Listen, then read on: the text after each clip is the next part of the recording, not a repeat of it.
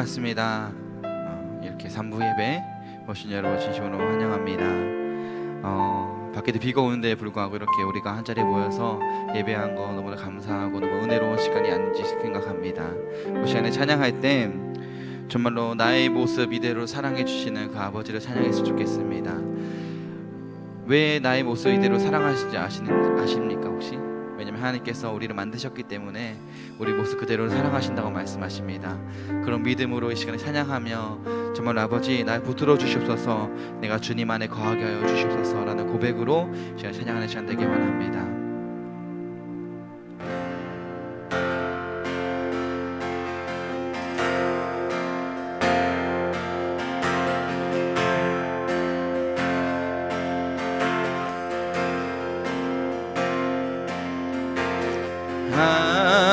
아버지 날 붙들어 주소서, 주 품 안에 쉬게 하소서.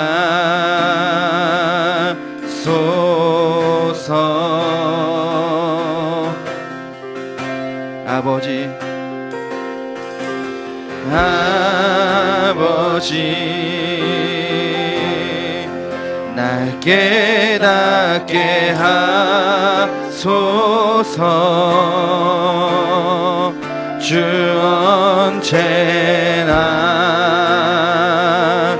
나를 돌보심을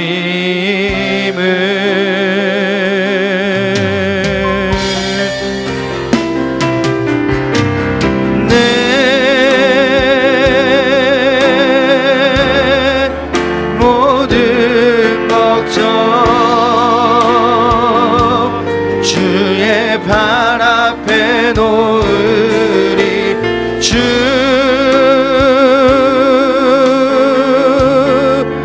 거기 계셔 나의 모습 이대로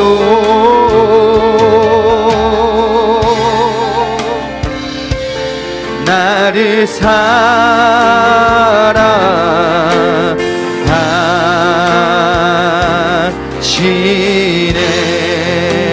우리 1절부터 다시 한번 찬양합니다.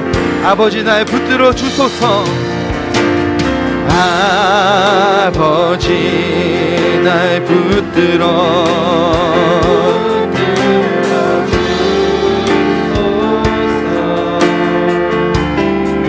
주 품 안에 쉬게 하소서.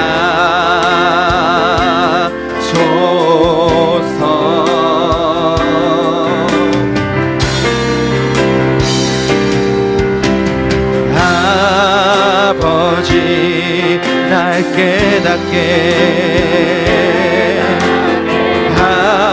하소서,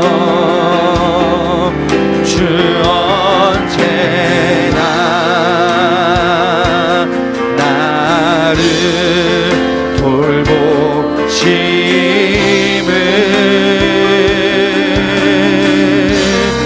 내 모든 걱정 내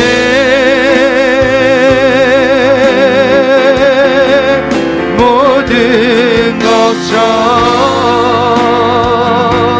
주의 발 앞에 놓으리. 주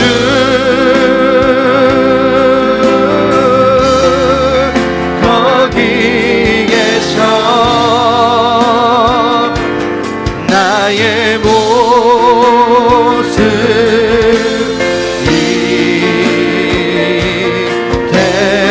이대로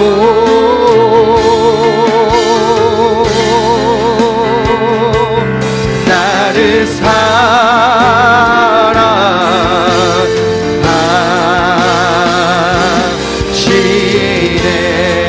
우리 이 시간에 2절로 고백합니다. 아버지 날 붙들어 주시리. 아버지 날 붙들어 주시리 나 주의 것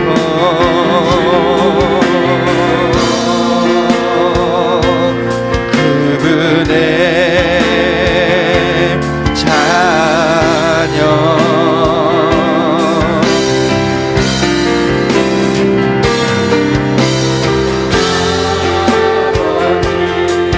날 깨닫게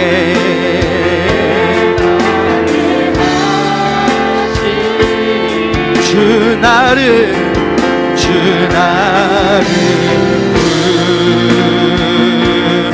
부르시니 두려움없네 내 모든 염려 내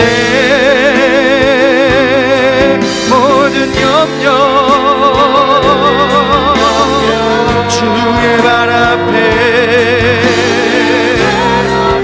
놓으리 주 여기 계셔 나의 모습 이대로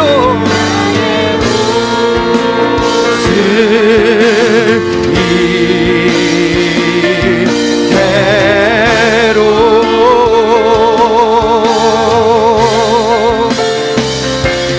나를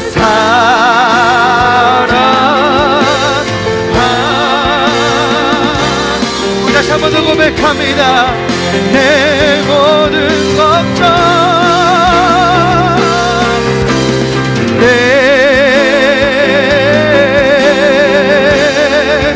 모든 걱정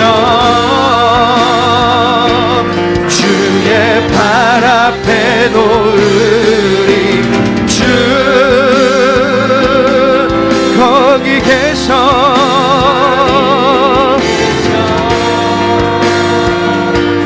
나의 모습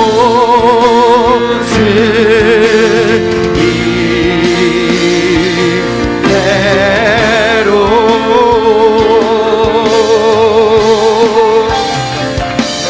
나를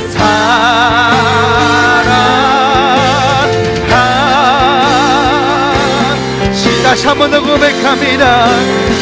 내 모든 염려 주 앞에 내놓기 원합니다. 내 모든 염려 주의 발 앞에 놓으리 주님이 여기 계십니다. 여기 계셔 나의 모습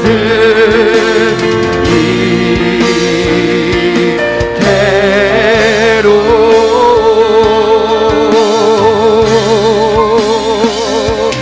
나를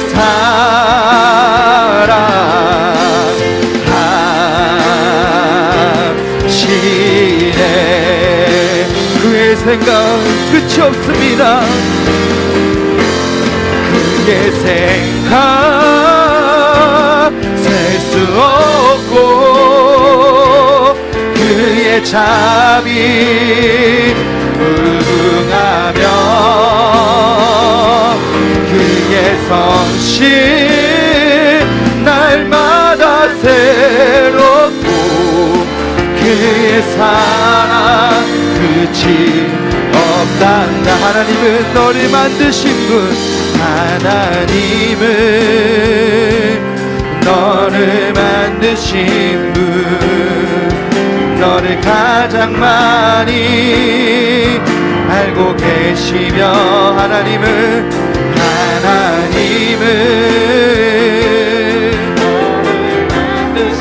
너를 가장 깊이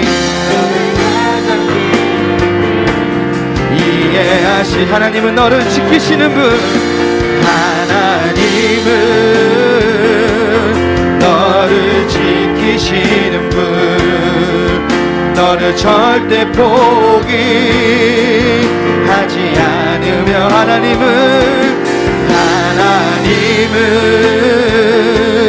너를 지키시는 분 버리시지 않고.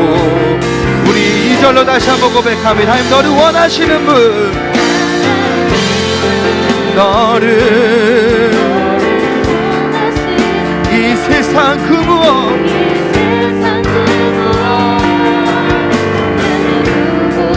하나님은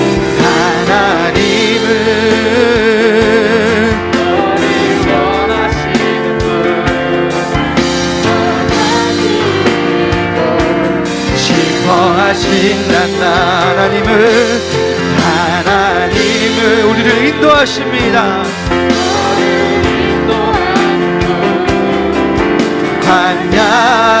광야에서도 하나님은 너를 푸른 초장으로 인도하신다. 우리 고백합시다. 그의 생각 셀 수 없고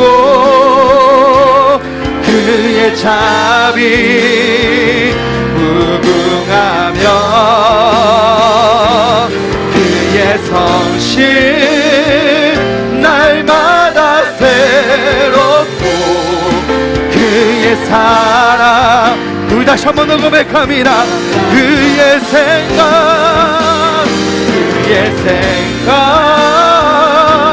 셀 수 없고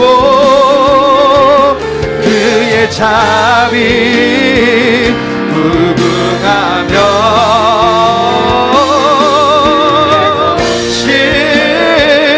날마다 새롭고 그의 사랑 끝이. 우리 다시 한 번 더 고백합니다. 그의 생각 셀 수 없고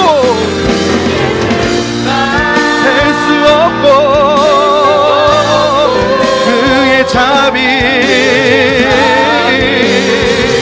무궁하며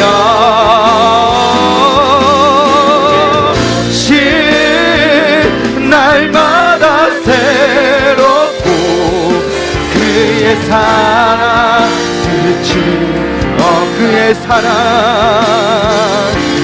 그의 사랑 끝이. 다시 한번 고백합니다. 그의 사랑 끝이 없단다. 주님 우리를 지키시고 우리를 만드시고 우리를 인도하시는 분입니다. 그 주님의 사랑이 끝이 없다고 고백합니다. 그 전에 박수 치시면서 그 끝이 없는 사랑을 내 삶 속에서 증거하기 원한다고 전에 박수 치시면서 찬양하겠습니다.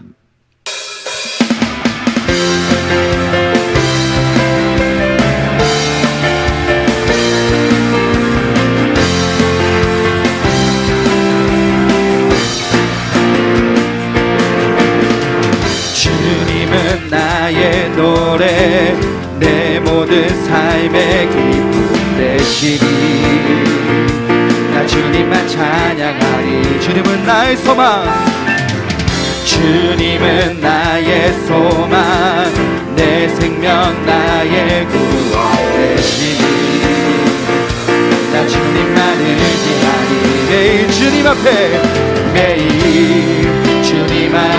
기쁨으로 나의 삶 드리며 주의 말씀 따라 주 앞에 걸으리.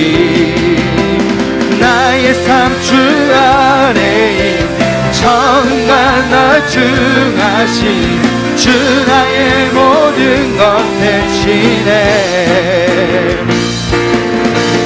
나의 삶 주만 높이네. 날 향한 뜻 이루신 나의 모든 삶을 드리네. 주 경배해. 주님은 나의 소래 내 모든 삶의 기쁨 되시니 주님 우리의 소망 되십니다. 주님은 나의 소망 내 생명 나의 구원 되시니 나 주님만 의지하리. 매일 주님 앞에 기쁨으로 나의 삶 드리며 주의 말씀 따라 주와 함께 걸으리. 나의 삶 주 안에 있네.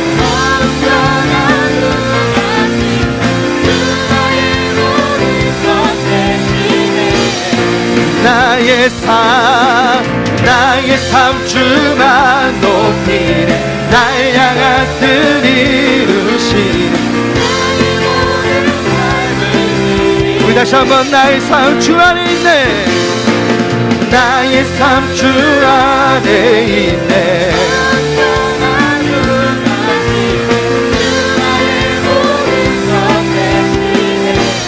나의 삶 주만 높이네.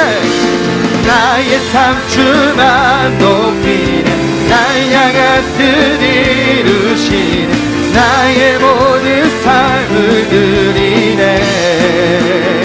주 경배해 매일 주님 앞에, 매일 주님 앞에 기쁨으로 나의 삶 드리며 주의 말씀 따라 주와 함께 걸으리. 매일 주님 앞에 기쁨으로 나의 삶 드리며 주의 말씀 따라 주와 함께 걸으리. 나의 삶 주 안에 있네. 주 나의 모든 것 대신에 나의 삶 날 향한 뜻 이루시. 나의 모든 삶을 드리네. 나의 삶 주 안에 있네. 전가나 주나시 주 나의 모든 것에.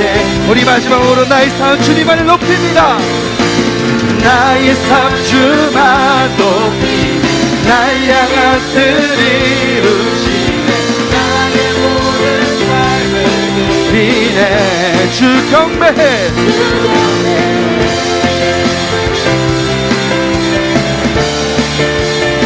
주 경배해.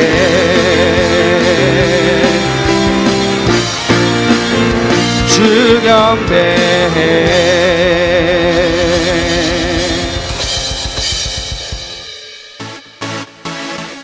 주님이 우리를 너무나 아시는 그 주님께 우리 전에 마음을 고백하는 시간 되기 원합니다.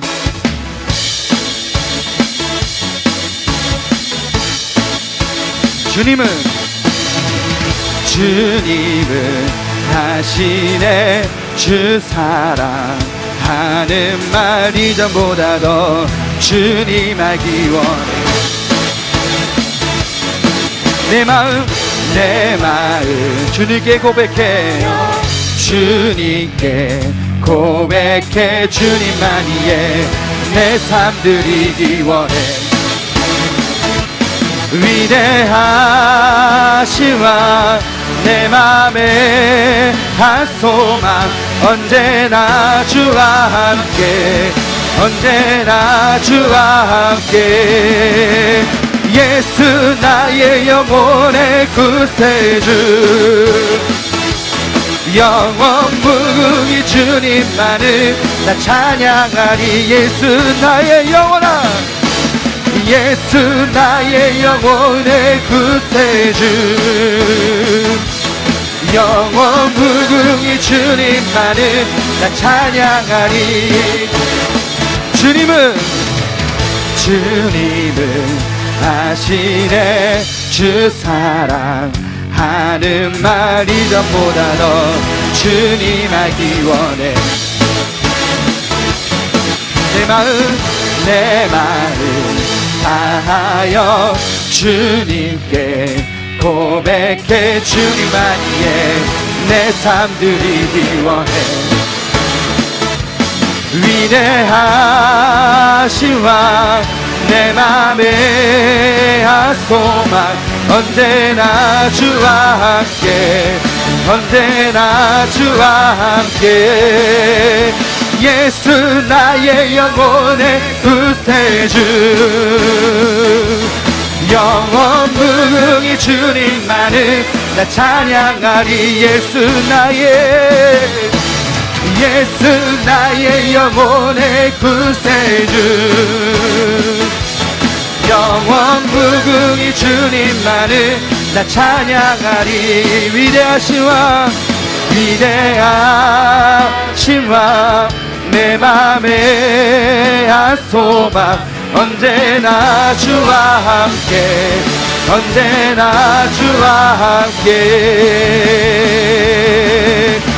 예수 나의 영혼의 구세주. 영원 무궁히 주님만을 나 찬양하리. 예수 나의 영혼의 구세주. 영원 무궁히 주님만을. 우리 마지막으로 고백합니다. 예수 나의 영원한 구세주. 예수 나의 영혼의 구세주. 영원 무궁히 주님만을 나 찬양하리.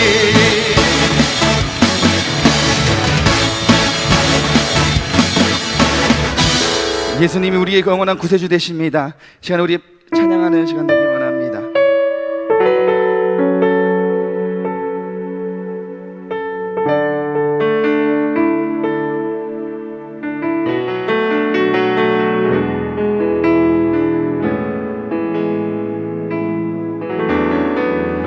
내 안에 주를 향한 이 노래 영원한 노래 있으니 날 향한 주님의 크신 사랑 영원히 찬양하리라.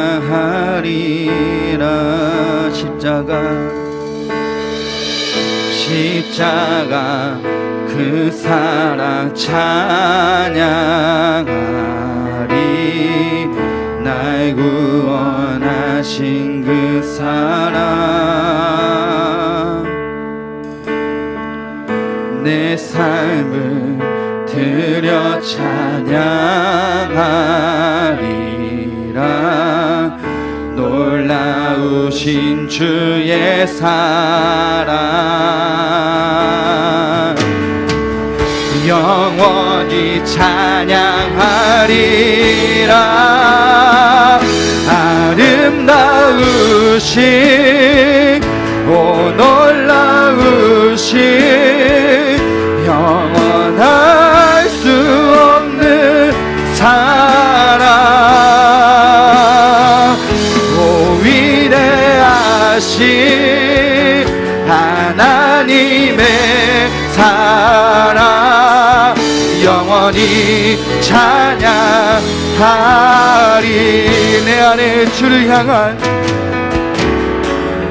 내 안에 주를 향한 이 노래 영원한 노래 있으니 날 향한 주님의 크신 사랑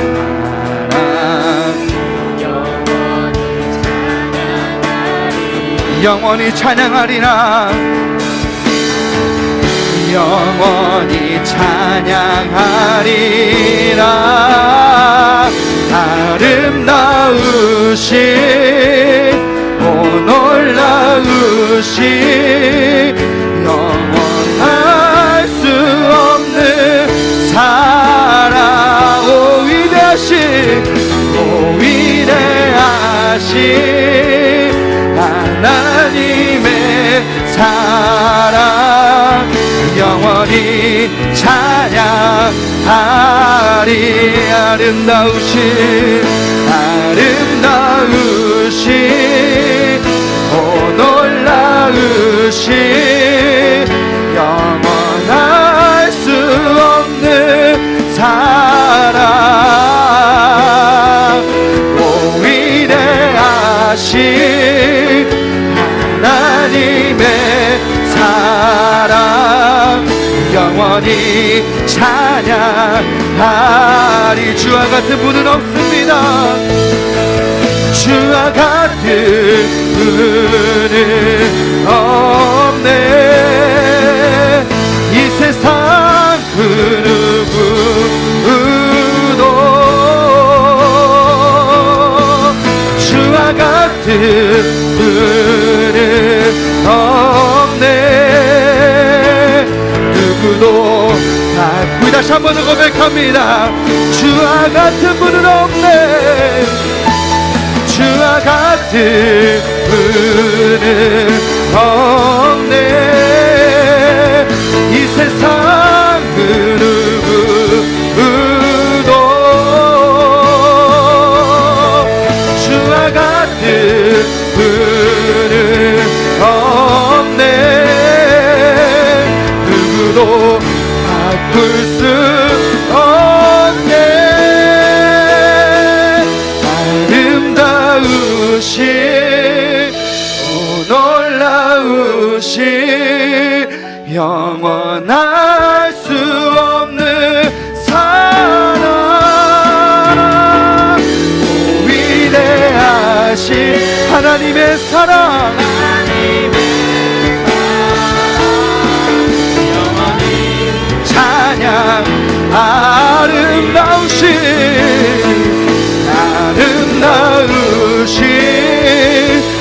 놀라우신 영원할 수 없는 사랑. 오 위대하신 하나님의 영원히 찬양. 우리 다시 한 번 더 찬양합니다. 아름다우신 그 사랑을 찬양합니다. 오 놀라우신 영원할 수 없는 사랑. 오 위대하신 하나님의 사랑. 영원히 찬양. 이것이 영원한 삶입니다. 이것이 영원한 삶. 이것이 영원한 삶. 참 하나님과 그 아들 아는 삶. 이것이 영원한 삶.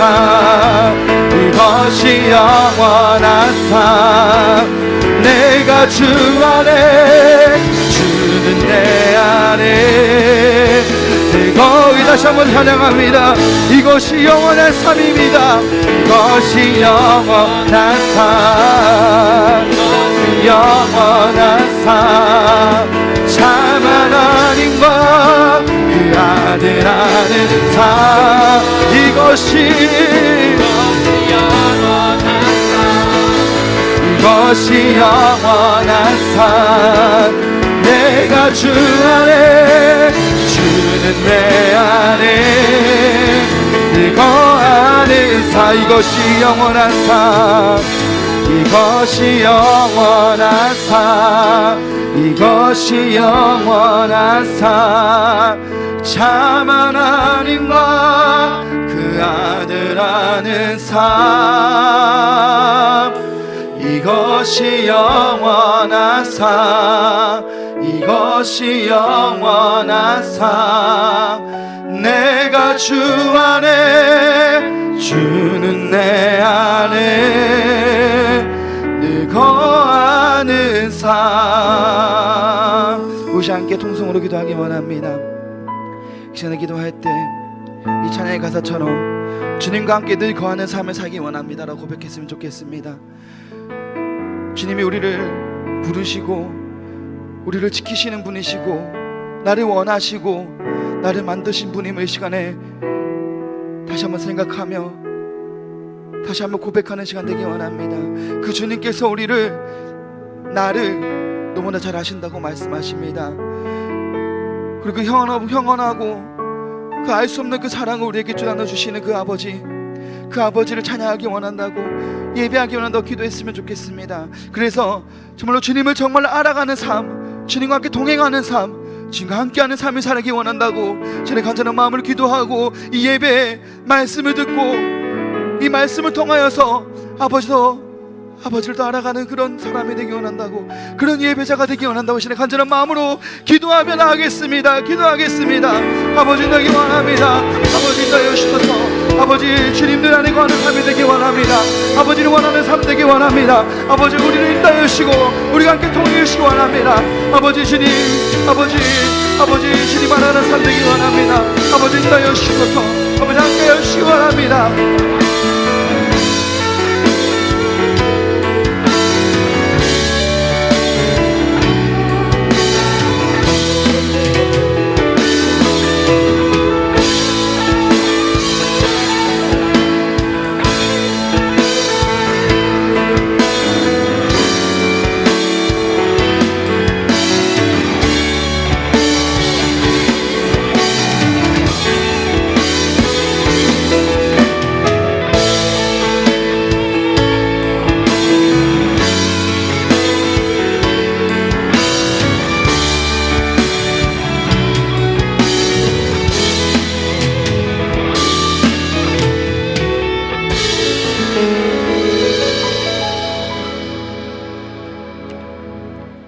하나님 아버지, 비가 내려 덥지도 않고 춥지도 않는 선선한 날씨 속에 교회에 나와 예배 드릴 수 있게 해주셔서 감사합니다. 한 주 동안 하나님 말씀대로 살지 않고 인간의 생각으로 살고 많은 유혹에 넘어가 죄를 지었습니다. 하나님 앞에 연약한 우리의 죄를 고백합니다. 용서해 주세요. 나라와 교회를 위해 기도합니다. 지금 살충제 계란으로 인해 나라가 혼란 가운데 있습니다. 하나님께서 나라를 붙잡아 주시고 이끌어 주셔서 혼란한 나라를 잠잠케 하여 주시고 하나님이 주신 지혜로 문제를 잘 해결해 나갈 수 있도록 해주세요. 아멘. 위정자들이 항상 하나님을 알고 두려워하며 말씀 따라 이끌어 가게 해주세요. 이지더원 아파트 입주 전도가 계속되고 있습니다. 아버지. 먼저 전도하는 우리가 하나님 말씀을 바르게 알고 왜 전도를 해야 하는지 알고 항상 기도와 말씀으로 전도를 준비하게 해주세요. 아멘. 전도할 때 기쁜 마음으로 하나님을 전하게 하시고 전하는 자에게 은혜 넘치게 해주세요. 청년부를 위해 기도합니다. 세상 속에서 살면서 하나님 아버지를 잊지 않게 해주시고 어떠한 유혹과 고난 속에도 이겨나가는 지혜를 주시고 항상 함께 해주세요. 다시 한 주간 살아가게 될 때 오늘 우리에게 주시는 말씀을 가지고 생활하게 해주세요. 감사드리며 예수님 이름으로 기도드립니다. 아멘.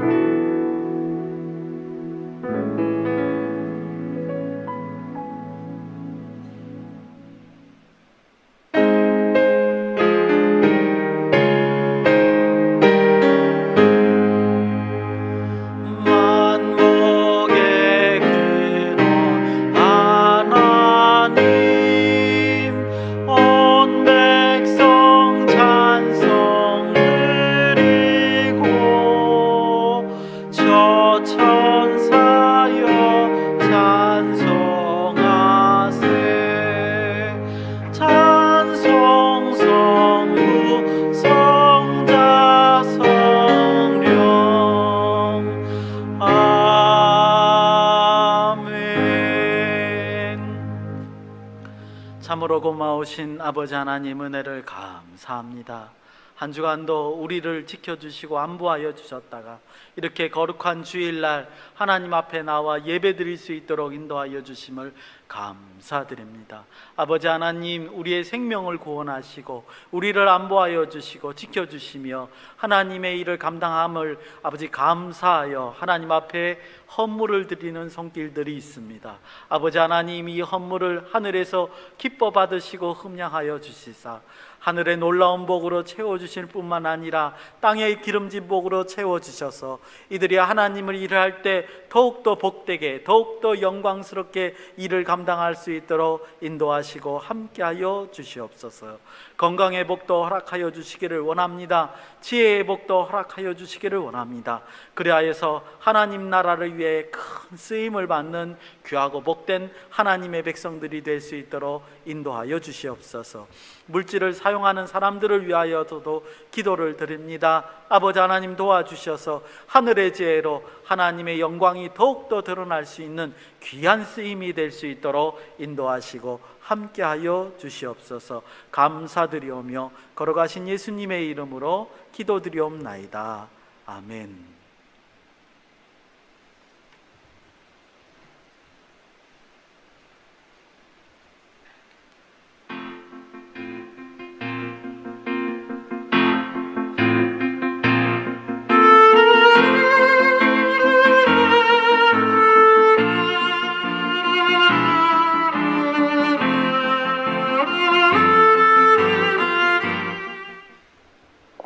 안녕하세요. 소망뉴스 이승호입니다.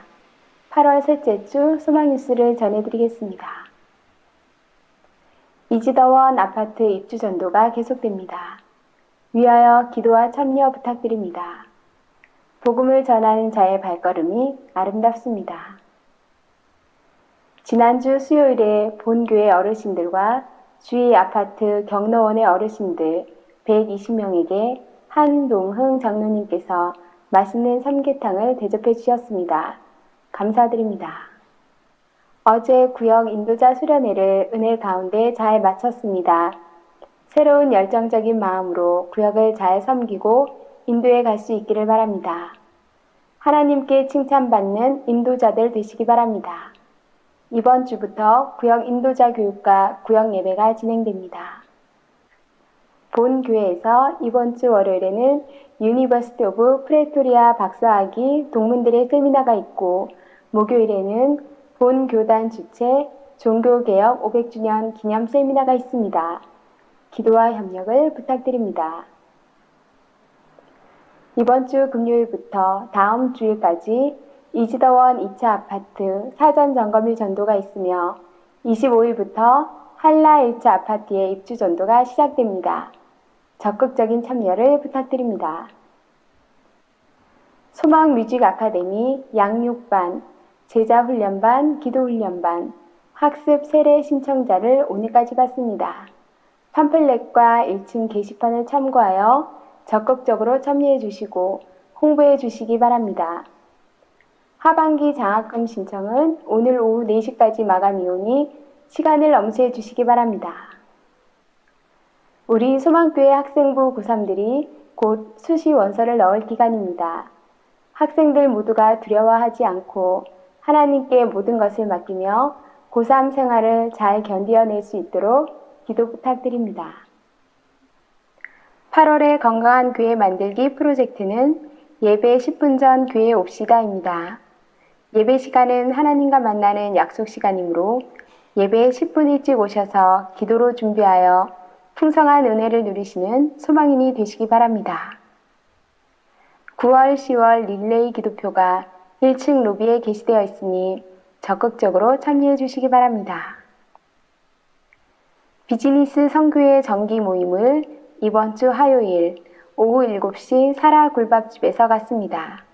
비즈니스 선교회 회원분들은 한 분도 빠짐없이 참석하여 주시기 바랍니다.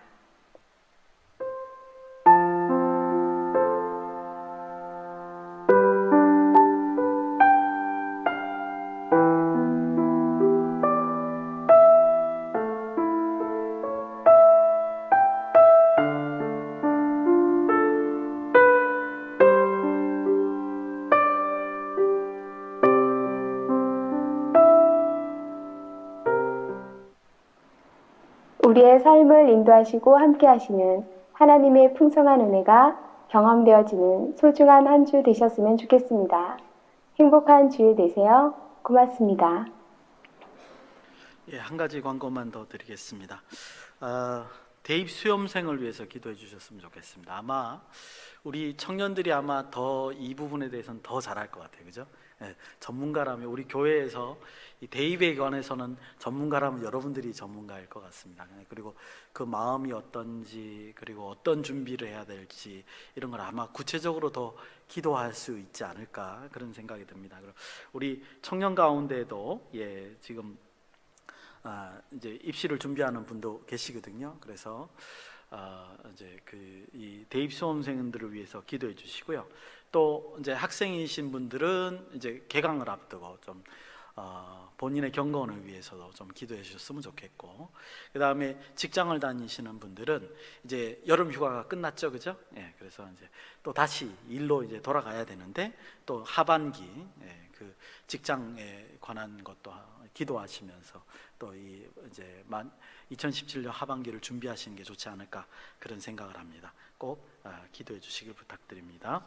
하나님 말씀을 보시겠습니다. 로마서 10장 5절에서 15절까지의 말씀입니다. 신약성경 로마서 10장 5절에서 15절 말씀까지를 이제 교독하시는데, 제가 홀수절, 여러분들이 짝수절, 15절은 합독하겠습니다.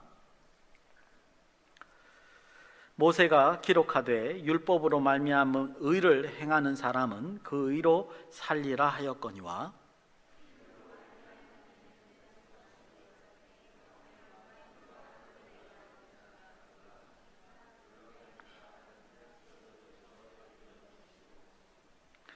혹은 누가 무저갱으로 내려가겠느냐 하지 말라 하니 내려가겠느냐 함은 그리스도를 죽은 자 가운데서 모셔 올리려는 것이라.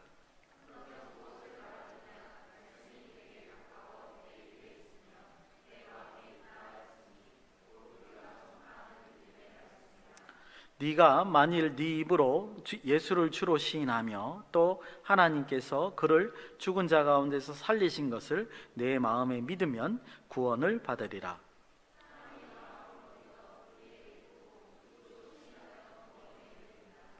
성경에 이르되 누구든지 그를 믿는 자는 부끄러움을 당하지 아니하리라 하니,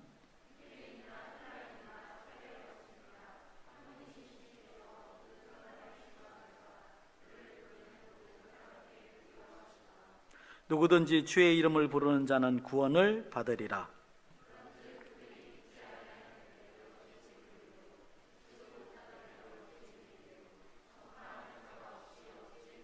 같이 읽겠습니다.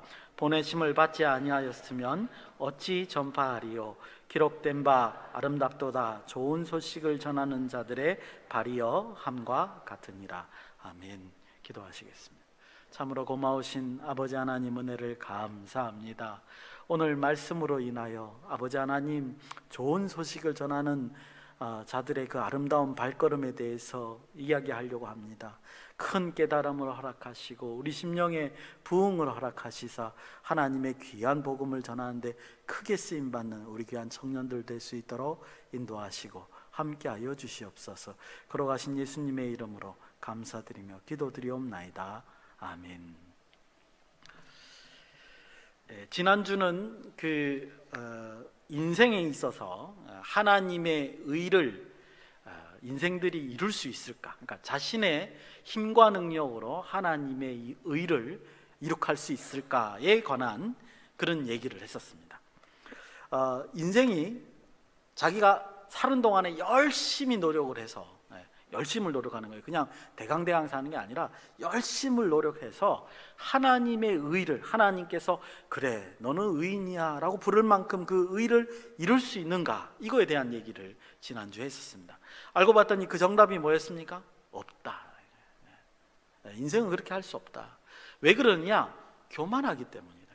교만 때문에 그것이 되지 않는다, 이렇게 말씀을 드렸습니다. 제가 참고 말씀으로 뭐라고 했냐면 욥기 35장을 제가 말씀으로 드렸었는데, 욥기 35장에서 그 교만이라는 정의를 찾을 수 있었어요. 그 교만이란 정의가 뭐였냐면 이런 겁니다. 하나님을 찾지 않고 자신의 욕망만을 집착하는 것. 그러니까 하나님을 부르긴 불러도요, 자신의 욕망을 위해서 하나님을 부르는 것, 그것도 거기에 해당되는 거예요. 하나님을 원하는 게 아니라, 하나님이 내 인생에 관여하는 거 그걸 원하는 게 아니라 자신의 욕망을 이루기 위한 하나님을 찾는 것. 이런 것을 뭐라 그러냐? 교만이다.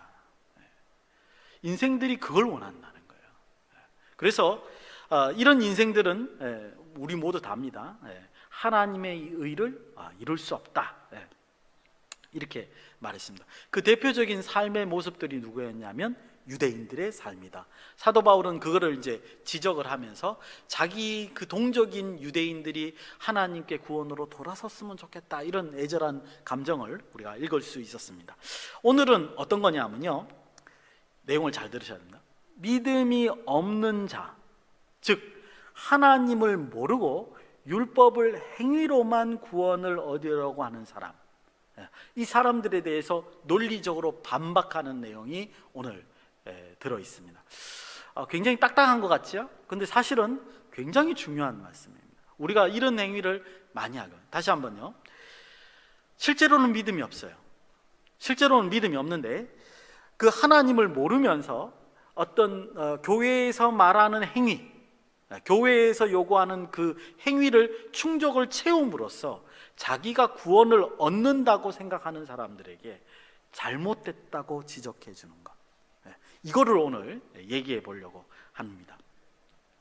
여러분들, 율법도요, 사도 바울에 의하면 율법도 믿음으로 행하지 않으면 구원이 없습니다. 그걸 이제 얘기를 하면서 오늘 우리 교회에게, 우리 성도들에게 하는 말씀을 잘 보는 겁니다. 오늘 본문 말씀 중에 6절에서 5절부터라고 해도 될 것 같아요. 5절에서 10절까지의 말씀을 이해하는 게 아주 중요합니다. 5절에서 10절까지의 내용을 읽어보면 이게 무슨 소린지 하실 분들이 굉장히 많으실 것 같아요. 사실은 5절에서 10절까지의 이 내용은 구약 성경을 인용을 한 겁니다. 바울이 이제 구약의 어떤 부분을 딱 떼다가 그걸 그대로 인용을 하진 않고 약간 고쳐서 자기식으로 이거를 이제 옛날에는 율법에 대한 얘기를 지금은 복음에 대한 얘기로 살짝 바꿔서 우리에게 전해주는 그런 내용입니다. 신명기 30장 11절에서 14절이 원래 그 이야기고요. 그걸 떼다가 이제 우리 본문에 맞춰서 지금 보여준 겁니다. 신명기 30장 얘기는 비슷하니까 제가 빼고요. 오늘 이 얘기 가지고 조금 얘기를 한번 해보겠습니다. 복음으로 이제 우리가 어떤 안 믿는 사람에게 복음을 전했을 때, 이제 예수님을 구주로 인정하시면 구원받습니다. 내지는 예수님의 보혈로 여러분들이 죄사함을 받습니다. 여러분들은 다 죄인입니다. 그대로 있으면 다 지옥 갑니다. 이런 얘기를 이제 한다고 했을 때 그 내용을 믿지 않으면 어떻게 받아들이냐, 그 얘기예요. 지금 믿지 않을 때 믿음이 없는 자들이 어떻게 반응을 하느냐, 어떻게 생각하느냐, 이게 지금 여기에 나와 있습니다. 6절이죠. 믿음으로 말미암은 의는 이같이 말하되, 그러니까 믿음으로 말미암는 의, 믿어야지만 그 의를 깨닫는 경우는 이런 질문을 하지 않는다는 거예요. 근데 그러지 못하는 사람들은 이렇게 질문한답니다. 6절에 보면 내 마음에, 그 마음속에 뭐냐면 누가 하늘에 올라가겠느냐. 믿음이 없는 사람들은요, 복음을 들었을 때 뭐냐면 누가 하늘까지 올라가겠어, 누가 하늘까지 올라가서 하나님을 만나고 교제하고 난 다음에 구원을 받겠어, 이런다는 거예요. 우리는 그냥 예수 그리스도의 복음을 믿으면 됩니다, 예수 그리스도의 보혈을 의지해서 죄사함을 받는다, 이렇게 하는데 그 예수님의 자체, 존재 자체를 인정을 안 하는 거예요. 믿지를 않는 거예요. 어떻게 사람이 구원을 해? 하나님이 구원할 수 있겠지. 그런데 문제는 하나님이 여기 계시지 않지 않냐, 이거예요. 하늘에 계시지 않냐. 그러니까 어떻게 사람이 하늘로 가면 죽는 거 아니야? 어떻게 올라가서 교제해서 구원을 받냐, 그렇게 말한다는 거예요. 믿음이 없으면 복음을 이런 식으로 받아들여요. 사실은 핑계죠. 핑계지만 자기 나름대로의 그 논리로 그 믿음이 없는 사람 이렇게 핑계를 대면서 안 믿는 거예요. 근데 참 놀라운 것은요, 이게 예수 그리스도가 사람의 몸으로 오신 것을 부인하는 행동이에요. 인간은 그걸 모르면서 이렇게 부인을 하는 거예요. 무슨 말인지 이해가십니까? 다시 한번요. 이걸 이해하는 게 굉장히 중요합니다. 정리하면 이렇습니다. 복음을 전하면 그 복음의 내용을 순수하게 받아들이면 되는데, 믿으면 되는데, 그리고 이제 믿음으로 고백하면 되는데, 그러지 않고 아니 누가 하늘까지 올라가서 하나님과 교제하면서 구원을 얻을 수 있겠어? 불가능한 말이야. 이렇게. 그러면서 동시에 예수님께서 사람의 몸으로 오신 것을 부인하는 말을 한다는 거예요. 참 묘하죠. 두 번째 7절입니다. 7절에는 뭐라고 하냐면 혹은 누가 무저경에 내려가겠느냐. 그래 예수님까지 그래 믿었다 치자. 근데 그 예수 죽었다며. 죽었다 그러면 다시 살아나는 건 믿지 않는 거야. 죽었다며. 그러면 내가 예수하고 함께 진리를 논하려면 저 무저갱, 저 깊은 바다 밑에 있는 저 지옥 같은 데 그럼 내려가 가지고 거기서 토론을 해서 내가 진리를 파악해야 되는 거야? 말도 안 되는 소리를 하는 거 아니야. 그렇게 말한다는 거예요. 믿지 않는 사람들은 예수님이 부활하셨다는 사실을 믿지 않는 거예요. 예수님이 그래 하나님이 사람의 몸으로 오셨다는 거 그것까지 믿다 치자. 그러면 두 번째로 뭐야? 그 예수가 죽었잖아. 지금 없잖아. 지금 살아있지 않잖아. 이러는 거예요. 묘하게도 믿지 않는 사람들은요, 예수님이 하나님이 사람의 몸으로 오셨다는 것도 부인하고 그 예수님이 죽었다가 3일 만에 살았다는 것도 부인한다는 거예요. 그래서 믿지 않는다는 거예요. 이게 오늘 본문의 내용이라는 겁니다. 그래서 8절을 한번 읽어보겠습니다. 이 8절이 굉장히 중요한데 8절의 내용은 이게요. 근데 그게 아니라는 거예요. 하나님께서 예수님으로 이제 오신 거죠. 하나님께서 사람의 몸으로 오셔서 우리의 죄를 위하여 죽으시고 보혈을 흘리신 다음에 다시 부활하시고 승천하셨다라는 걸 믿게 된다면 8절입니다. 우리 한 목소리 같이 읽겠습니다. 시작. 그러면 무엇을 말하느냐? 말씀이 내게 가까워 내 입에 있으며 내 마음에 있다 하였으니 곧 우리가 전파하는 믿음의 말씀이요. 이 믿음의 말씀을 믿기만 하면 실제로 그 진리의 내용은 어디 있다고요? 우리 입술에 있고 우리 마음에 있다는 거예요. 믿지 않는 사람들은요, 별 핑계 다 됩니다. 그런데 정리해 보면 이 두 가지라는 거예요. 근데 믿기만 하면 내 입에 있고 굉장히 우리에게 가까이 있는 거예요. 내 마음에 있고. 우리 버전으로 말하면 성경을 보면 그 진리가 담겨져 있고, 그 다음에 주일날 예배드리러 오면 목사님이 말씀을 풀어서 설명 잘 해주신다. 근데 결국은 뭐예요? 믿지를 않는다는 거예요. 믿지 않는 사람들의 대표적인 모습을 말하는 겁니다. 9절 10절을 보십니다. 9절 10절에는 뭐냐 하면요, 특히 9절은 복음의 내용이 있습니다. 도대체 그러면 무엇을 믿어야 되느냐? 이 내용도, 믿어야 하는 내용도 금방 제가 말씀드린 두 가지입니다. 자, 제가 읽으면서 설명을 드릴게요. 네가 만일 네 입으로 예수를 뭐요? 주로 시인하면, 주로 시인한다는 말이 뭐예요? 주는 하나님이시잖아요. 예수님을 하나님으로 시인한다면, 즉 하나님께서 사람의 몸으로 오신 예수님을 우리가 시인한다면 이 뜻이에요. 그러면 구원받는다. 그다음 두 번째입니다. 또한 하나님께서 그를 죽은 자 가운데서 살리신 것을 네 마음에 믿으면, 뭐요? 예수님이 죽었다가 부활하셔서 우리는 전부 다 이제 부활할 거거든요. 다 죽고 난 다음에 그 다음에 우리는 또 부활할 텐데, 그 부활의 첫 열매가 되신 예수님을 마음속에 믿게 된다면, 그럼 여러분들 어떻게 된다고요? 구원받으리라. 믿는 게 구체적으로 뭐냐? 이 두 가지를 얘기를 한다는 거예요. 하나님이 육신의 몸으로 이 땅에 오셨다. 그래서 우리의 죄를 위해서 죽음을 당하셨다. 이 사실과, 그리고 죽으신 다음에 부활하셔서 우리가 부활될 모습을 실제로 보여주시고 첫 열매가 되셨다. 이 두 가지, 두 번째 사실을 믿기만 하면 구원을 얻을 수 있게 된다라는 겁니다. 그 다음에 10절입니다. 10절에는 절차죠. 믿음의 절차입니다. 어떻게 나와 있느냐? 10절 보면 사람의 마음으로 믿어야 됩니다. 마음으로 이 두 가지 믿지 못할 이 사건을 믿으셔야 된다는 거죠. 그 다음에 10절이죠.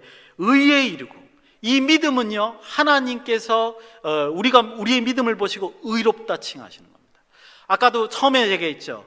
우리의 행위로는 아무리 열심히 해도 하나님께 의를 받을 수가 없어요. 의롭다함을 받을 수가 없단 말이에요. 근데 이 두 가지 믿지 못할 사항을 믿기만 하면 의롭다함을 받는 겁니다. 의의 일이고, 그 다음에 뭐요? 입으로 시인하며, 자기가 마음에 믿은 것을, 이것을 뭐요? 사람들 앞에 공공연하게 시인하면 그 다음에 어떻게 해요? 구원을 이루는 겁니다. 이게 믿는 그러니까 구원받는 절차이다. 자, 여러분들 9절에서 11절까지의 내용을 그러니까 보니까 뭐예요? 어떻게 구원받느냐? 너희들 핑계대지 마라, 이 말이에요. 핑계대지 마. 이런 방식으로 하면 구원이 너희들 입 앞에 있고, 그죠? 왜 입 앞에 있다는 거예요? 시인하면 되니까. 마음에 있고, 왜요? 마음으로 믿으면 되니까. 그런 건데, 어디서 자꾸만 내가 하늘로 올라가야 됩니까? 아니면 무저갱으로 내려가야 됩니까? 이딴 소리 아니에요. 아니라 너희들의 입술과 너희들의 마음속에 있다라는 거예요. 이건 이제 사실은 제가 이제 아까 전에 신명기 본문을 설명을 안 드렸지만 율법을 지키는 사람에게도 똑같은 거예요. 사실은 율법을 지키는 사람 똑같고 우리도 이렇게 똑같다는 것을 말씀해 주고 있습니다. 12절 13절을 봅니다. 12절에 보면요, 대상에 제한이 없대요. 이렇게 시인하는 사람, 어떤 사람이든지 가능하다, 지금 그 얘기를 하는 겁니다. 여러분들, 우리야 지금이야 뭐 예수님 믿는다고 해서 핍박받는 데가 잘 없죠, 그죠? 우리나라는 없지만 예를 들어서 이제 이슬람권에는 굉장히 위험합니다, 그죠? 네, 그렇지만 지금 이 당시에는요, 아무나 구원을 받을 수 있다, 이거는 굉장히 혁명적인 얘기예요. 그래서 이제 12절, 13절을 넣은 겁니다. 대상에 제한이 없다. 헬라인이나 유대인이나 입으로 시인만 하고 마음으로 믿기만 하면 구원받는다, 이 말은 그 당시에는 굉장히 충격적인 말이죠. 이게 바울의 입에서 나왔다는 게 진짜 충격적인 말입니다. 왜냐하면 바울은 그 가말리엘 후예로서요, 그 유대교회에서 아주 학자 중에 학자거든요. 이런 사람 입에서 이렇게 나왔다는 게 굉장히 충격적입니다. 여러분들 사도행전을 보시면요, 이런 장면을 우리가 볼 수 있는데, 베드로까지도 그 이방인들이 구원받는 것에 대한 꺼리낌이 있었어요. 그런데 이제 그 고넬료 사건을 통해서, 시간이 없어서 자세히 말씀 못 드립니다만은, 고넬료 사건을 통해서 이방인에게도 구원이 임한다는 사실을 자기가 깨달았어요. 한날은 예루살렘 공의회에서 난리가 났습니다. 바울이 이방인에게 복음을 전한다는 소식을 딱 듣고 회의가 벌어진 거예요. 어떻게 이방인에게 복음을 전할 수 있느냐? 유대인에게만 전해야 되는 게 아니냐? 그래서 바울이 굉장히 위기에 처해 있었을 때, 그때 누가 나서요? 베드로가 한마디 나서서 나도 그런 경험을 했다, 이방인에게 성령이 임하는 걸 내가 봤다, 이 증언으로 말미암아 공의회가 인정을 하게 됩니다. 그래서 유대인에게도 복음을 전할 뿐만 아니라 어디에게도요? 이방인에게도 복음을 전하는 역사가 이제 사도행전에 잘 기록되어 있죠. 그래서 10장부터 이제 그런 내용들이 쭉 설명이 되어 있는 걸 봅니다. 그러니까 그 당시에는요, 이방인에게 복음을 전한다는 건 있을 수 없는 거예요. 근데 지금 로마서에 뭐요? 바울이 이렇게 쓰는 거예요. 선포를 하는 겁니다. 이방인에게나 유대인이나 누구라도 입으로 예수 그리스도를 시인하고 마음으로 그 보혈의 값을 믿는다면 구원을 얻게 될 것이다, 이렇게 얘기를 하는 것을 볼 수 있습니다. 14절에서 15절입니다.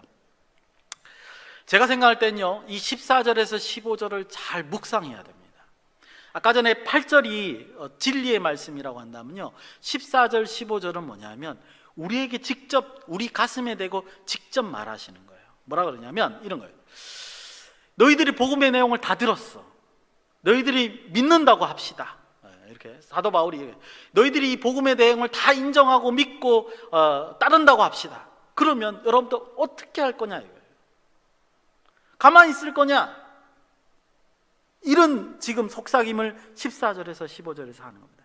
실제적으로 성도들이 어떤 행동을 해야 될까 체근하는 거란 말이에요, 이 내용이. 제가 한번 읽어보겠습니다. 어떻게 그렇게 된가? 그런즉 그들이 믿지 아니하는 일을 어찌 부르리요? 우리 성도들이 믿지 않은 사람들을 부를 때, 부르지 않으면 어떻게 이들이 믿을 수 있겠느냐, 그런 거죠. 듣지도 못한 이들이 어찌 믿으리요? 그들이 들어야지 이 사실을 알고 믿지 않겠느냐. 전파하는 자가 없으면 어찌 들으리요? 전파하지 않으면 못 들은 거 아니냐? 우리만 꽁꽁 가지고 있으면 이 복음이 전파되지 않는 거 아니냐? 15절에 보내심을 받지 아니하였으면 어찌 전파하리요? 전파하는 게 당연한 거고, 예수님께서는 이미 복음서에서 뭐야? 전파로 명령까지 내리셨으니까 보내신 자가 있고 우리가 보내심을 받았다면 전파해야 되지 않느냐, 그런 얘기를 하는 겁니다. 저는 이제 맨 마지막에 요 말이 아주 바울이 아주 좋은 그 실예를 갖다 붙였다고 생각합니다. 여러분들은 이제 구약 성경에 있는 내용을 잘 모르시니까 이 표현이 좋은지 안 좋은지 잘 못 느끼시겠죠. 기록된 바 이러면 이제 구약에 있는 내용을 이용하는 겁니다. 아름답도다 좋은 소식을 전하는 자들의 발이여 함과 같으니라, 이렇게 이게 무슨 말이냐면요, 실제로 이사야서 52장 7절의 말씀을 인용을 한 건데요, 이사야서 52장 7절에 있는 배경을 여러분들이 조금 아셔야 됩니다. 아름다운 소식을 전하는데 그 소식이 어떤 내용이냐면, 그 당시에 이제 그 바벨론 포로로 끌려갔던 이스라엘이 그 바벨론에 지금 포로로 잡혀 있는 거예요. 근데 어떤 사람이 와서 어떻게 했냐면, 자, 해방되었다, 우리나라가 다시 세워졌다, 자, 우리 고향으로 돌아가자, 요 소식을 전하는 거예요. 이 소식을 전했는 여러분들 우리나라도 비슷한 경험이 있죠. 광복이요, 그죠? 예. 일제 치하에 있다가 광복되면서 그 많은 사람들이 거리로 또 뛰쳐나와서 광복을 맞이했지 않습니까? 그 기쁨 소식을 전하는 거예요. 예. 사도 바울은 우리가 그 믿는 이 믿음을 다른 사람들한테, 믿지 않는 사람들한테 전할 때 이게 어떤 감정으로 전해야 되느냐 하면, 바로 이사야서 52장 7절에 있는 같이 우리가 지금 포로로 잡혀 있는 그 사람들에게 자, 이제 해방되었다고 하는 그 기쁜 소식을 전하는 그 마음으로 전해야 된다는 거예요. 그러면서 뭐야? 아름답도다 좋은 소식을 전하는 자들의 발이여, 이렇게 말하는 겁니다. 얼마나 기쁜 소식이냐 이 말이에요. 이게 오늘 본문의 내용입니다. 그러니까 크게 두 덩어리로 말하면 이거예요. 복음의 내용을 제대로 아느냐. 너희가 만약에 안다 그러면 너희도 가만히 있을 수 있느냐. 아름다운 소식을 전하는 발이 되어야 되지 않느냐, 이거를 말하는 게 오늘 본문의 내용이다, 이 말씀입니다. 두 가지로 역시 묵상을 하려고 합니다. 첫째는요, 복음을 믿음으로 받아들여야 됩니다. 이게 오늘 본문의 내용입니다. 당연한 말씀인데 실제로 우리 가운데서도 복음을 믿음으로 받지 못하는 경우가 많이 있다는 거예요. 몰라서. 믿음으로 받는 것이 도대체 뭐냐, 이걸 잘 모른단 말이에요. 오늘 본문에 의하면 복음은 우리의 입 가운데 있고요, 우리의 마음 가운데 있다는 겁니다. 성경 본문에서도 여러분들이 찾을 수도 있고요, 설교를 들으면서도 그 실제로 그 복음의 내용이 무엇인가를 깨달을 수 있습니다. 그런데 문제는 뭐냐 하면, 아마 우리 모든 세대가 이제 특별한 문제점들이 있죠. 우리 세대들은 어떤 생각을 하냐면, 그건 그거고 이건 이거다, 이렇게 생각하는 것 같아요. 무슨 말이냐면, 워낙 선택의 폭이 넓잖아요, 그죠? 워낙 선택의 폭이 넓기 때문에 복음도 내가 알아서 선택하는 거라고 생각한단 말이에요, 근본적으로. 그거는 교회에 해당되는 말이고 내 실생활에 해당될 때는 또 다르게 그렇게 생각하는 거 아니에요. 그런데 성경에는 뭐라고 돼 있냐면요, 이 성경을 우리가 정경 내지는 캐논이라고 부릅니다. 영어로 캐논, 정경이라고 부릅니다. 그 정경이라는 정의가 뭐냐 하면, 이 성경 말씀이 나의 삶의 기준이 될 때, 이걸 하나님의 말씀으로 받아들인다는 말이, 이 성경 말씀의 기준에서 내가 삶을 살아갈 때 이 성경 말씀을 캐논, 정경이라고 부르거든요. 내 삶의 기준은 내가 아니에요. 어디요? 성경이에요. 그래야 되거든요. 그러니까 내가 교회 생활을 하든 세상 밖에서 생활을 하든 뭐예요? 기준은 어디에 있어야 돼요? 성경에 있어야 되는 겁니다. 근데 제가 아까 금방 말씀드린 것처럼 우리 젊은 세대는 이건 교회에서, 이런 거는 세상에서 이렇게 생각한다는 거죠. 그래서는 안 됩니다. 삶의 전 영역에서 이 말씀이 나의 기준이 돼야 돼요. 여러분들, 이게 구약 성경에서 율법을 믿음으로 지키는 방식이라고 바울은 사실은 설명하는 거예요. 제가 그 부분에 대해서 말씀을 안 드렸습니다. 증명을 안 했습니다. 그 말인 거고요. 우리의 버전으로 바뀌면 뭐냐 하면 믿음을 교회뿐만 아니라 세상 삶에도 적용을 시켜야 된다, 이 말인 거죠. 세상 사람들이 수단과 방법을 가지지 않고 일을 하잖아요. 근데 나는 정직하게 일하는 게 믿음을 실천하는 겁니다. 근데 제가 가만히 보니까요, 믿음을 오늘 본문 같이요, 앞에 9절에서 12절까지였죠. 9절에서 12절 내용을, 이 믿음의 내용을 정확하게 모르면요, 세상에 나가셔서 실천하실 수가 없습니다.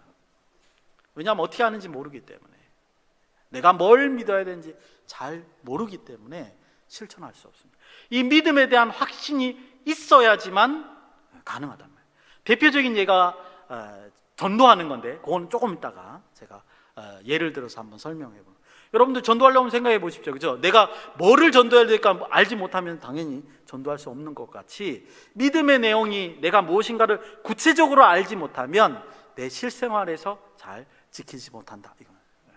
다른 거 볼 필요도 없어요. 우리 청년들의 믿음이 얼마만한가, 믿음의 내용을 얼마만큼 알고 있느냐만 파악해 보면 대강 짐작하실 수 있다, 이렇게 말씀드릴 수 있습니다. 여러분들, 이걸 율법에 적용시키면 굉장히 무서운 말이 됩니다. 율법에는 예를 들어서 살인하지 말라 돼 있잖아요. 그러면 살인은 교회에서도 당연히 사기를 하면 안 되죠. 세상 밖에서 살인하면 돼요? 안 되죠. 근데 만약에 이건 여기서 저건 저기서라는 논리를 적용시키면 남들이 보지 않는 데서는 할 수 있다는 얘기가 되는 거거든요. 그렇지 않습니까? 굉장히 무서운 말이 되는 겁니다. 그렇지 않습니다. 성경은 나의 삶의 전 영역에서 그 말씀이 실천되기를 원하고 계신다 하는 것을 잘 기억하셔야 됩니다. 두 번째는요, 아까 말씀드린 아름다운 발에 대해서, 전도에 대해서, 오늘 아마 설교 제목만 보시고 나서도 이거 전도에 관한 얘기다, 이렇게 이제 상상하셨을 겁니다. 전도에 관한 얘기를 좀 하려고 합니다. 전도에도요, 여러 가지 측면이 있습니다.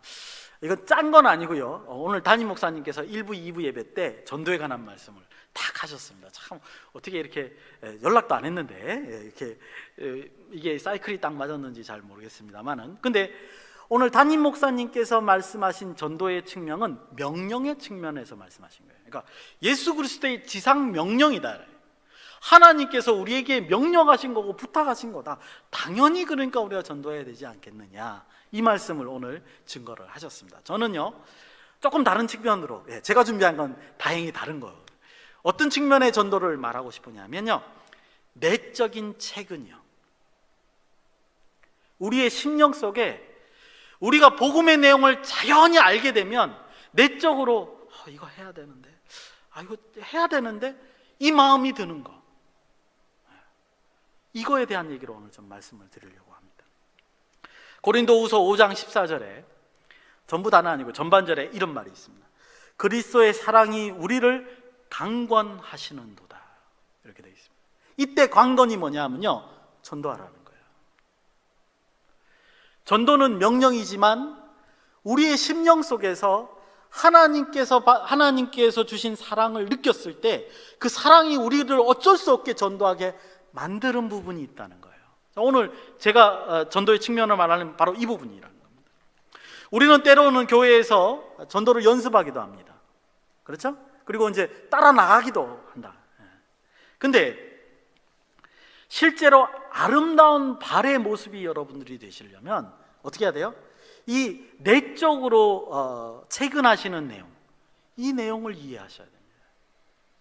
여러분들이 먼저 복음의 내용을 알지 못하면 전도할 수가 없다는 거예요. 실제로 전도한다 그래도 뭐예요? 모양만 따라하는 거예요. 전도의 내용을 전할 수 없는 거죠. 이건 여러분들이 생각할 때 그래서 전도가 자꾸만 어렵죠. 귀찮고 될 수 있으면 빠져나가려고 하는 겁니다. 제가 예를 하나 드리겠습니다. 오셨으니까. 그러니까 저는 정말 진짜 기적과 같더라고요. 근데 제가 그 말씀을 드리려는 게 아니라 뭐냐면 중풍병이 들어서 이렇게 이제 풍이 와서 왼쪽에 이제 마비가 오셨는데 이제 가족들이 이렇게 이제 몸이 안 되니까 이제 뭐 음식도 먹여드리고 뭐 이렇게 하는데 문제는 뭐냐면 아마 여러분들 잘 모르시고 어르신들은 좀 아실 텐데 풍이 드신 분들은요 뭐가 생기냐면 공통적으로 의심을 해요. 예를 들어서 이제 풍이 이제 오셨잖아요. 그래서 이제 어머니하고 저하고 이제 밖에 가서 아버지 식사하셔야 되는 거 아니에요? 그런데 이제 그 소리는 정확하게 안 들리고 혼자 누워 계시니까 그 얘기를 듣고 내 욕하는 거 아니야? 뭐 이러는 거예요. 막 억울한 소리를 막 하시는 거예요. 가족 입장에서 그런 얘기를 듣는다는 건 굉장히 힘듭니다. 그러니까 사사건건 의심하시고 막 억울한 소리를 하시고 막 그러시는 거예요. 그 처음에는 이제 그래서 이제 제가 이제 학교를 일단은 그만두고 와서 거기서 이제 아버님 이제 병원에 왔다 갔다 모시고 다니면서 그렇게 지냈는데 자꾸만 그러시니까 정말 마음이 힘든 거예요. 근데 놀라운 거는 그 한의원에 가가지고요 이제 침 맞으시는 동안 가족들끼리 이렇게 모시고 온 사람들끼리 앉아 있잖아요. 그 사람들끼리 얘기를 나누는데 다 그런 거예요. 우리 아버님만 그러시는 게 아니라 중풍병 걸리신 분들이 다 그러신다는 거예요. 증상이 몸이 마음대로 안 되니까 심리적으로 그러신다는 거예요. 근데 제가 그 얘기를 듣는 순간 제 마음에 쌓였던 모든 것이 다 풀어졌어요. 이거 병이구나. 병에 동반된 사실이구나. 그걸 아는 순간 마음이 다 풀어졌어요. 그때까지만 해도 굉장히 힘들었거든요. 자식으로서 어려워요. 여러분들 이 복된 소식이라는 게 이런 거예요. 여러분들이 복음을 들고 이렇게 나갈 때 쭈삣쭈삣하고 어렵고 힘든 것 같지만요 세상에는요 아까 저같이 삶의 권태로움 때문에 굉장히 그 복음을 듣기를 원하는 사람들이 많다는 거예요. 나는 그냥 복음을 전했을 뿐인데 예수 그리스도로 보혈로 인해서 우리가 그 어려움 속에서 그 세상의 그 고난 속에서 살 수 있어 라는 말을 그냥 던졌을 뿐인데 그 사람들은 그게 자기의 고통 속에서 벗어나는 유일한 방법일 수 있다는 겁니다. 놀라운 거예요. 실제로 세상살이를 하다 보면요 굉장히 어려운 일들이 많고 말도 안 되는 일이 많고 그래서 그 삶이 질문여 있는 분들이 많단 말이에요. 자유를 원하시는 분들이 많고 복음으로 다시 새 생명 희망을 얻기를 원하시는 분들이 많단 말이죠. 우리는 가서 뭐 하면 돼요? 전하기만 하면 돼요. 우리가 아는 것 던져만 드리면 된단 말이에요. 아무것도 아닌데 복음을 듣는 사람들은 새로운 생명, 새로운 희망이 될 수 있다라는 겁니다. 그 사람들은 방법을 모르는 거예요. 그래서 제가 오늘 이 자리에서 말씀드리고 싶은 것은 이렇게 복음을 전하려면 전제 조건이 하나 있습니다. 그건 뭐냐 하면 우리 자신 속에서 내가 진정으로 죄로부터 해방됐다는 사실을 믿고 있냐는 거예요. 정말 말로만 그러지 말고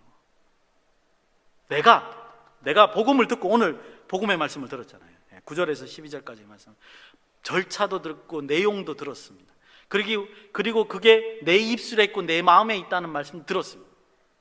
근데 정말 내가 그 복음의 내용을 인정하느냐 이 말이에요. 그리스도의 사랑이 우리를 못 견디도록 강권하시는 그거를 진짜 느끼고 있냐. 여러분들 이걸 느끼고 계시면 복음 전하는 것은 쉬운 일입니다. 안 전할 수가 없다는 거예요. 먼저 경험을 해야 됩니다.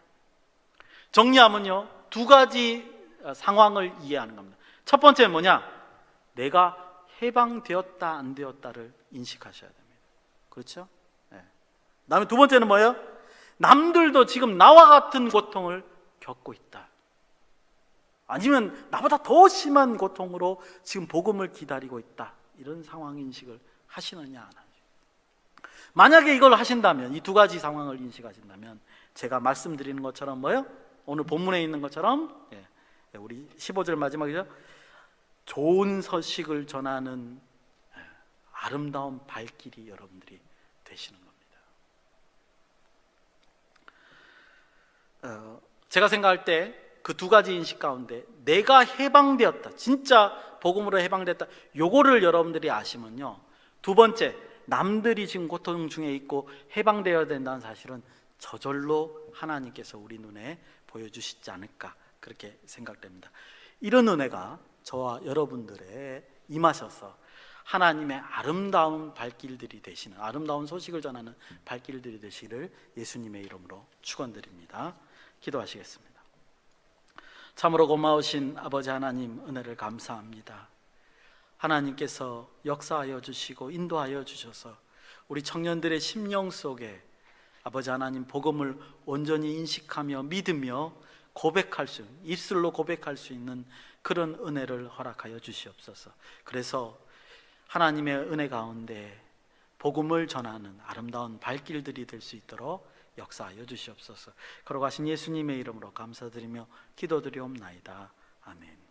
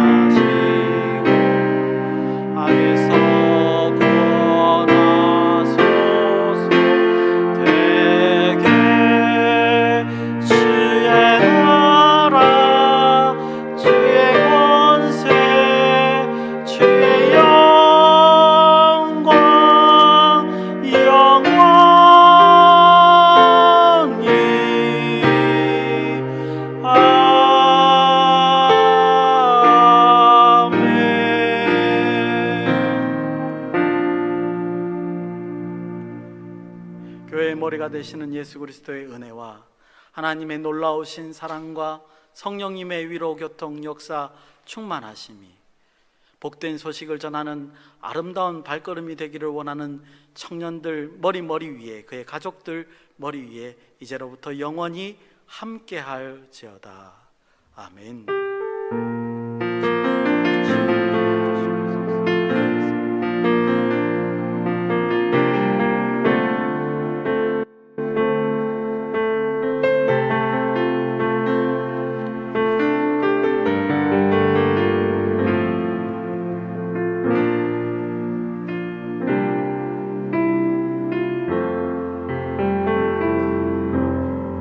네, 오늘 청년부 광고 이제 시작하겠습니다. 청년부 광고는 총 3가지가 있는데